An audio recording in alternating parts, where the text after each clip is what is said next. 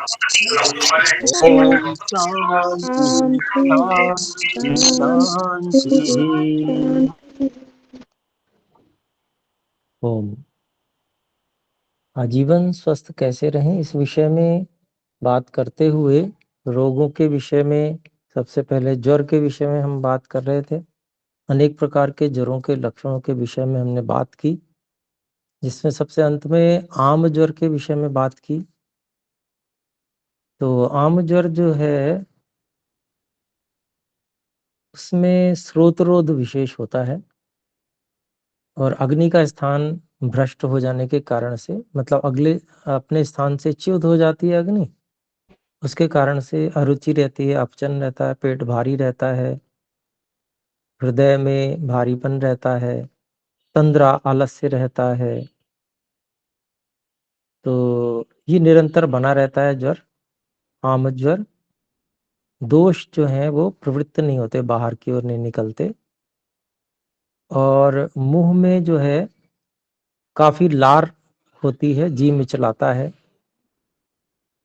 भूख आदि बिल्कुल नहीं लगती, और मुंह का रस जो है वो विकृत हो जाता है। अंग जैसे बांध दिया हो किसी ने या गीला कपड़ा लपेट दिया हो, इस तरह का स्तब्ध जैसे हो जाते हैं, सो जाते हैं अंग, जिसको कहते हैं ना सो गया मेरा हाथ या पैर, उस तरीके की स्थिति रहती है। भारीपन बहुत अधिक रहता है, मूत्र बहुत अधिक आता है, और कच्चे मल की प्रवृत्ति होती है, बहुत बलहीनता रहती है, कृशता रहती है। ये सब लक्षण जो है वो आम ज्वर के हैं। फिर दूसरा दूसरा जो प्रकार है वो है पच्यमान ज्वर, अर्थात पक रहा है जो, ऐसा। तो ज्वर का बहुत अधिक वेग, तृष्णा, प्रलाप, श्वास भ्रम, मल की प्रवृत्ति, अर्थात पेट साफ होना या अतिसार हो जाना, बार बार दस्त होना, जी मिचलाना, दोषों को बाहर निकलने की ओर प्रवृत्ति रहती है। तो ऐसी स्थितियां जब होती हैं तो वो पच्यमान ज्वर होता है, अर्थात मतलब दोष पक रहे हैं, अब कच्चापन धीरे धीरे समाप्त हो रहा है। तो उस स्थिति में, ऐसी स्थितियां, ये लक्षण बनते हैं। फिर तीसरा जो है वो निराम ज्वर होता है, मतलब उसमें आम नहीं है। तो उसमें भूख लगती है, देह जो है वो बहुत कमजोर होती है, अंगों में हल्कापन रहता है, ज्वर जो है वो मृदु हो जाता है, मतलब बहुत तेज नहीं रहता, दोषों की प्रवृत्तियां होती हैं, मलमूत्र इत्यादि, पसीना आदि बाहर निकलने लगता है। तो 8वें दिन ये निराम ज्वर के लक्षण आते हैं। सबसे पहले आम ज्वर होता है, फिर पच्यमान ज्वर होता है, फिर निराम ज्वर होता है। सामान्य रूप से ही 8वां दिन कहा जाता है, कई बार इससे अधिक दिन भी लगते हैं।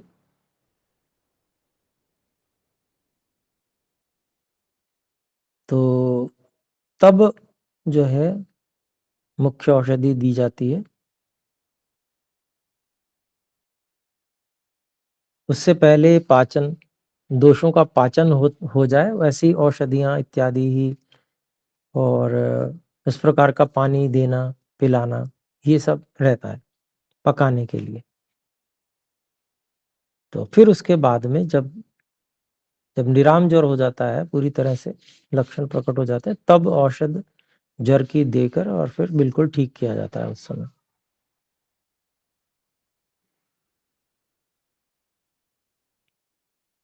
तो जब नया ज्वर हो, ऐसे में क्या अपथ्य है, मतलब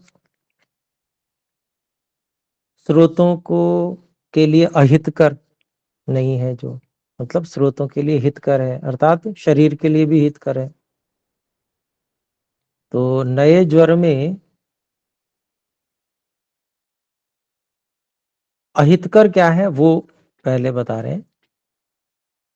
क्या नहीं करना चाहिए, तो दिन में सोना, दिन में नहीं सोना चाहिए अगर इस प्रकार का ज्वर है। स्नान नहीं करना चाहिए, तेल मालिश इत्यादि नहीं करनी चाहिए, अन्न इत्यादि भोजन इत्यादि नहीं करें, उसमें उपवास करना चाहिए। मैथुन निषिद्ध है, क्रोध भी नहीं करना चाहिए, सीधे वायु का सेवन भी नहीं करना चाहिए, व्यायाम बिल्कुल नहीं करना चाहिए। तो ऐसे जो कषाय आदि हैं वो भी नए ज्वर में नहीं लेना चाहिए।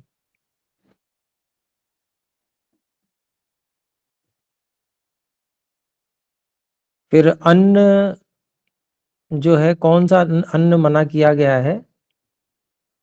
तो जो गुरु और स्निग्ध अन्न है ऐसा नहीं लेना चाहिए।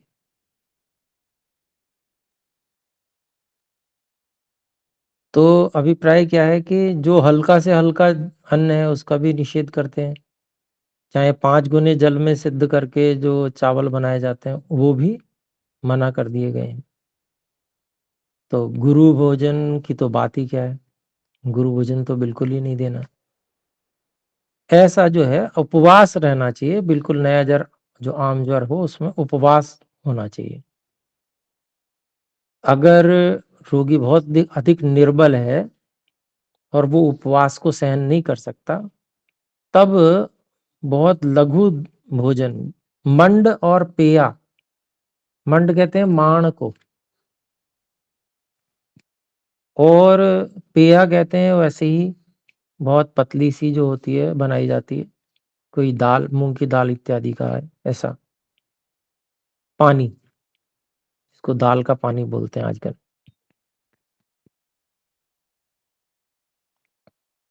और कसैले द्रव्यों का भी निषेध है, तो कसैले द्रव्य बिल्कुल भी उसमें नहीं दिए जाते।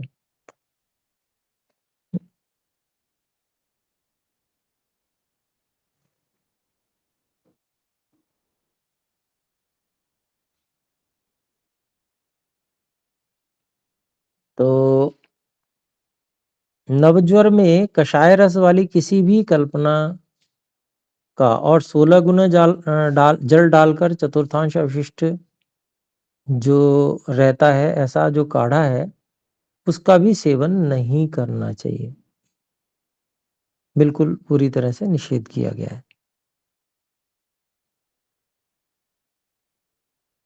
लंघन अर्थात पूरा उपवास अधिकांश में क्यों कराते हैं? तो ज्वर में आमाशय और पक्वाशय में आमरस के साथ मिलकर दोष शरीर में जो स्रोत हैं उनके मुंह को बंद कर देते हैं। तो जठराग्नि मंद होती है, जठर में अग्नि रही नहीं, वो तो इधर उधर चली गई, तो जो भी अग्नि है शेष वो भोजन को पचाने में समर्थ नहीं होती, और जितना भोजन करेंगे उतना ही आमरस की मात्रा बढ़ती जाएगी, फिर उससे ज्वर की भी वृद्धि होगी, बढ़ता ही जाएगा ज्वर।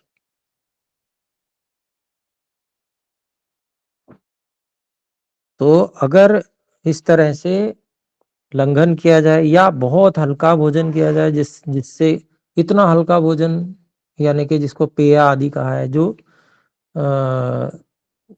जितनी अग्नि शेष है वो उसको पचा सके, तो उतने से ही केवल उसमें वहां पर दिया जाना चाहिए, उससे अधिक नहीं बिल्कुल भी। तो लंघन जैसे किया जाता है तो इसके द्वारा क्या होता है, दोष क्षीण होने लगते हैं, पक्व होने लगते हैं और क्षीण भी होने लगते हैं, जो बलवान होकर परेशान कर रहे थे, और अग्नि धीरे धीरे प्रज्वलित होती है लंघन से, और ज्वर नष्ट होता है। जीवनी शक्ति यही कार्य करती है, और शरीर में फिर हल्कापन आने लगता है, रोगी को फिर भूख भी लगने लगती है कुछ। तो लंघन कितना कराना चाहिए, तो उसके बारे में भी आयुर्वेद के ऋषि बताते हैं कि जितनी मात्रा में लंघन कराने से प्राण या बल की क्षीणता न हो उतना ही लंघन करवाना चाहिए, क्योंकि चिकित्सा तो आरोग्य के लिए ही की जाती है, और आरोग्य जो है वो बल पर निर्भर करता है। अगर बल क्षीण हो गया शरीर में तो फिर आरोग्य नहीं रहेगा और दूसरे प्रकार के भी रोग लग जाएंगे। तो बल ध्यान में रखना होता है, बल क्षीण ना हो। अगर बल क्षीण हो रहा है तो फिर बहुत हल्का पेया आदि जो इस तरह की मंड पेया, इनका सेवन धीरे धीरे थोड़ा थोड़ा करवाते रहेंगे तो उससे क्या है, वो पाचन उसका होकर और बल प्राप्त होता रहेगा। ये बहुत आवश्यक है। तो रोगी का जो है क्या स्थिति है बल की, बलवान रोगी है तो फिर कोई चिंता नहीं, करा देंगे कुछ दिन उपवास। लेकिन अगर कमजोर है तो वहां पर ध्यान देना पड़ेगा।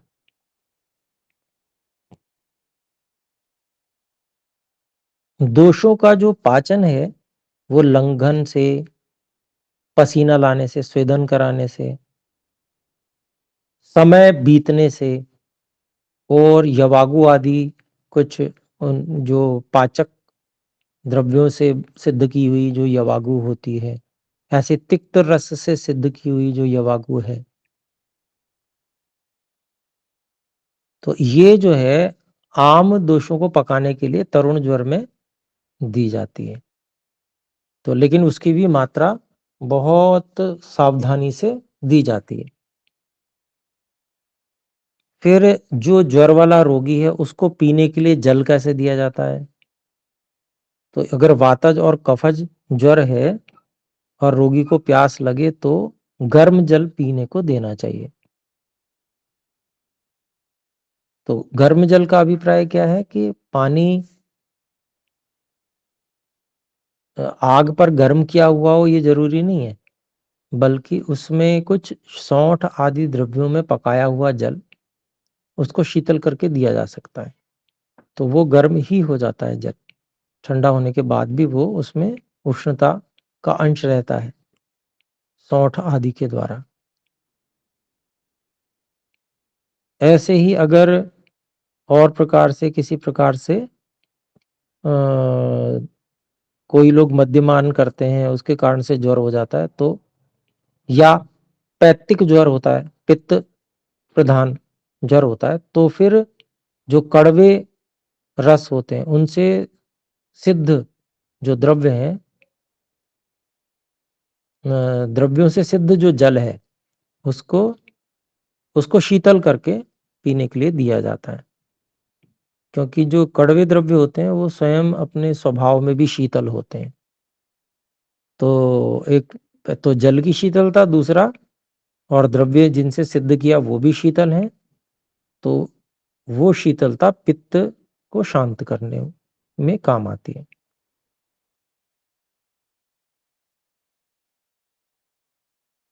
तो ऐसे जो जल होते हैं, एक प्रकार का जल हो गया वो उष्ण जल हो गया जिसमें मैंने शुंठी की बात की।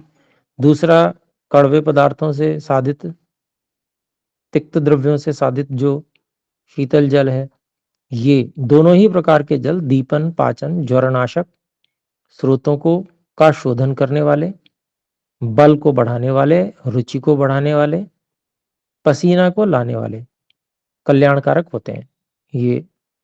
लेकिन देख कर देना है, वात और वात का वातज अगर ज्वर है और कफज ज्वर है तब दिया जाएगा गर्म, और अगर पित्तज है तो ठंडा, और ठंडे पदार्थों से सिद्ध अर्थात जो कड़वे पदार्थ, तिक्त पदार्थ, उनसे सिद्ध जल दिया जाता है। और इसमें कुछ ज्वर की शांति के लिए कुछ अलग से भी कुछ द्रव्यों की बात कही गई है। षडंग पानी है कहते हैं उसको, पीने योग्य ऐसा पानी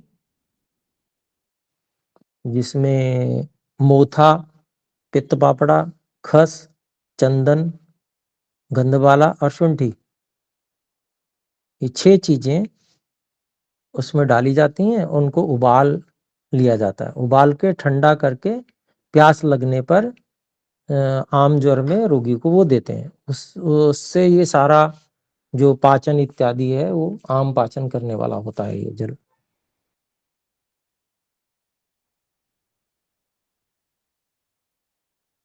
कफ प्रधान अगर आमाशय में स्थित कफ है और ज्वर का कारण वो बना हुआ है, तो फिर वमन कराया जाता है। दोष उत्कृष्ट हो रहे हैं, बाहर निकलने की ओर गति तो होती है पर निकल नहीं पाते दोष। वमन उल्टी हो रही है लेकिन उल्टी मतलब उल्टी लग रही है पर उल्टी हो नहीं रही। तो ऐसी स्थिति में वमन औषध देकर वमन करा दिया जाता है।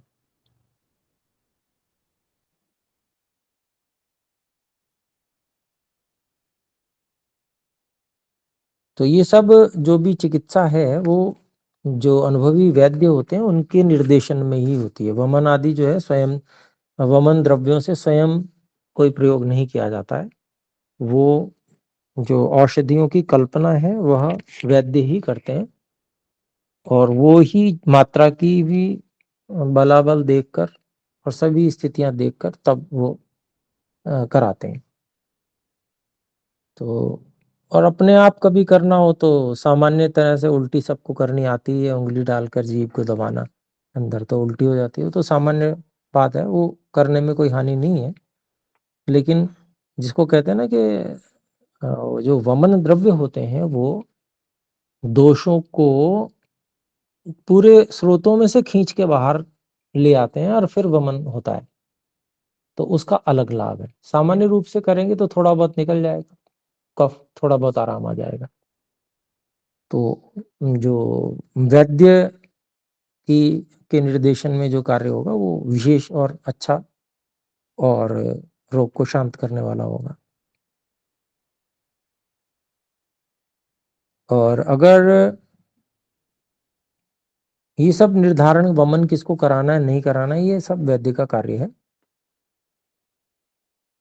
अगर ज्वर ज्वर आम ज्वर है, तरुण है, आरंभिक है और दोष बाहर निकलने की प्रवृत्ति नहीं है, तब भी अगर वमन कराने का प्रयास किया जाता है, अर्थात वो वमन कराने योग्य व्यक्ति नहीं है, फिर भी वमन अगर कोई गलती पूर्वक कराता है तो बहुत सारे उपद्रव होते हैं। जैसे हृदय का रोग हो जाएगा उसे, श्वास हो सकता है, ऐसे ही मूर्छा आदि उपद्रव हो सकते हैं। तो वो पहचानना वैद्य का कार्य है कि दोष आमाशय में स्थित नहीं है, उल्टी लग भी नहीं रही है किसी को। जब लग ही नहीं रही है तो वो वमन, इसका मतलब ये कि थोड़ा सा संकेत तो जीवनी शक्ति स्वयं ही देती है कि उल्टी करवाना चाहिए। वो संकेत ही नहीं है फिर भी उल्टी करवा दी तो गड़बड़ हो जाएगी, क्योंकि आमाशय में दोष स्थित ही नहीं है। जब नहीं है तो फिर उससे हानि हो सकती है। तो संपूर्ण देह में व्याप्त जो धातुएं हैं उनमें स्थित साम दोष को निकालना बहुत अधिक दुष्कर कार्य है, और अगर उसको इस प्रकार से वमन आदि से निकालने का प्रयास किया जाता है तो वो विनाश का कारण बन जाएगा। जैसे कच्चे फल में से स्वरस का निकालना बहुत अधिक कठिन होता है और उससे फल नष्ट ही हो जाएगा, मिलेगा कुछ नहीं।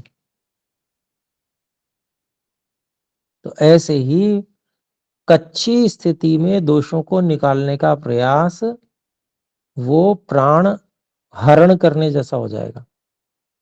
इसीलिए दोषों को पहले पकाना, परिपाक करवाना, पक जाए, आम अवस्था में न रहे, उसके बाद में ही जो भी अगर दोषों को निकालना है, निकालने की प्रक्रिया या शमन करना तो शमन के लिए औषध तभी दी जाती है। तो आप देखते हैं कि लोग जो है बुखार आता है और वो विधिवत कार्य करते नहीं है, जल्दी होती है, जल्दीबाजी में अपना गोली खाई और बुखार को उतार लिया। थोड़े समय के लिए बुखार उतर जाता है, फिर बुखार आ जाता है। और ज़्यादा ज़बरदस्ती करते हैं तो अनेक प्रकार के जो साइड इफ़ेक्ट यहाँ पर भी बताए गए हैं, हृदय रोग हो जाएगा, श्वास हो जाएगा, अनाहा हो जाएगा, मूर्छा आने लगेगी। ये सब दोष समस्याएं व्यक्ति को, मतलब ब्लड प्रेशर वगैरह की समस्या आएगी तो मूर्छा आदि उससे होती है। तो अभिप्राय यही है कि आजकल थोड़े शब्द बदल दिए हैं पर हैं वो सब आयुर्वेद की ही बातें। ये असावधानी करने से, जल्दीबाजी करने से, गलत निर्णय लेने से ये सारे कार्य होते हैं। जो बुद्धिमान समझदार लोग होते हैं वो इस प्रकार के जल्दीबाजी वाला कार्य नहीं करते, जो उपयुक्त है उस तरह से ही कार्य करते हैं।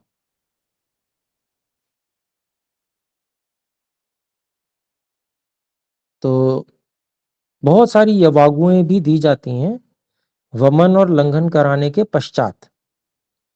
जब उचित काल हो तो वैद्य जो है यवागुओं की कल्पना करते हैं। तो प्रारंभ में अपनी अपनी औषधों से साधित मंड यवागु आदि की चिकित्सा करते हैं। पहले मंड का सेवन कराते हैं। इसमें चावल का कण भी नहीं होता, बिल्कुल पतला मांड जैसा, और बहुत द्रव रूप होता है बिल्कुल। और फिर धीरे धीरे कुछ दिनों बाद फिर थोड़ा घना ऐसा दिया जाता है द्रव, मतलब थोड़ा गाढ़ा। मांड जो है वही गाढ़ा थोड़ा सा और कर दिया जाएगा, वो देंगे। फिर और कुछ दिन बाद फिर उसमें चावल के थोड़े थोड़े कण भी आएंगे, है ना। 14 गुना जल डालकर चावल बनाए जाते हैं, तो उसमें कणी जो है, चावल की कणी वो आ जाती है थोड़ी थोड़ी। तो इसको ये दिया जाता है। फिर ऐसे धीरे धीरे करके पाचन शक्ति के अनुसार बढ़ाया जाता है।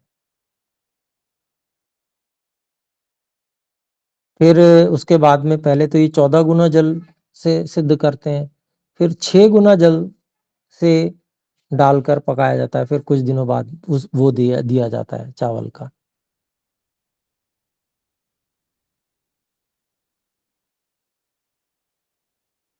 और जो इस प्रकार के चावल बनाए जाते हैं वो भी जो अभी 6 औषधियां, मोथा, पित्त, पापड़ा, खस, चंदन, गंध, गंधमाला और शुंठी, ये सब डालकर जो पानी बनाया जाता है, उस पानी में ये सब चीजें सिद्ध की जाती हैं और वो फिर दिया जाता है।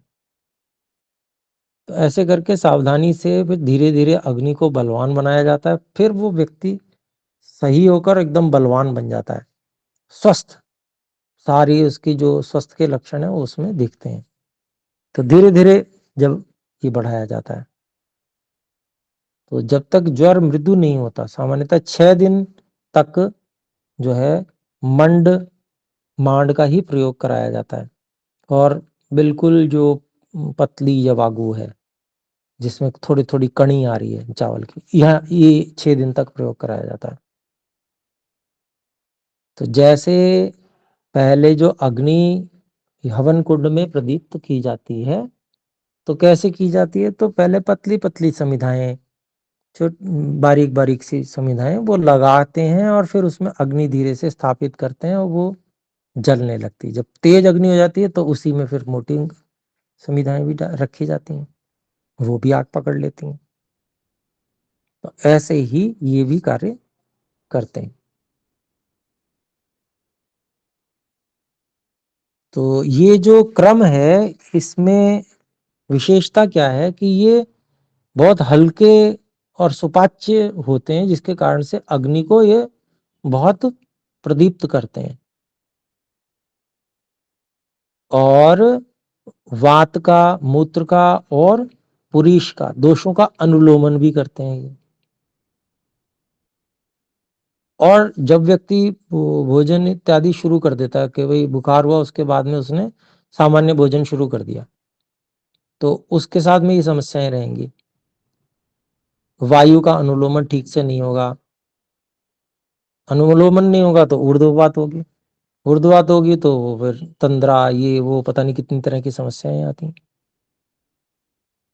तो लेकिन जो व्यक्ति क्रम से धीरे धीरे ठीक करता है उसको, वो थोड़ी समय में, खूब थोड़ा समय लगता है लेकिन बलवान हो जाता है और पूरा शरीर उसका साथ देने वाला होता है। नहीं तो भारीपन लगेगा, कुछ करने की इच्छा करेगा भी तो लेकिन कर नहीं पाएगा क्योंकि शरीर साथ नहीं देगा। ऐसे जठराग्नि को प्रदीप्त करके और फिर बलवान बनाया जाए तो व्यक्ति ठीक हो जाता अच्छे से। इसमें प्राय करके आजकल जो परिवार हैं वो आलस्य करते हैं कि अरे कहाँ ये बनाना पड़ेगा, वो बनाना पड़ेगा वगैरह। तो स्वास्थ्य से बढ़कर और कुछ भी नहीं है ना। उससे ज्यादा जो आलस्य अभी इस कार्य के लिए किया जाता है, उससे ज्यादा फिर समस्याओं से निपटने के लिए उससे ज्यादा समय, शक्ति, सब कुछ खर्च होती है। तो इसलिए सावधानी रखनी चाहिए, बुद्धिमत्ता से कार्य करना चाहिए। तो अभी इतना ही रखते हैं, समय हो गया। आइए एक बार ओम का उच्चारण करें।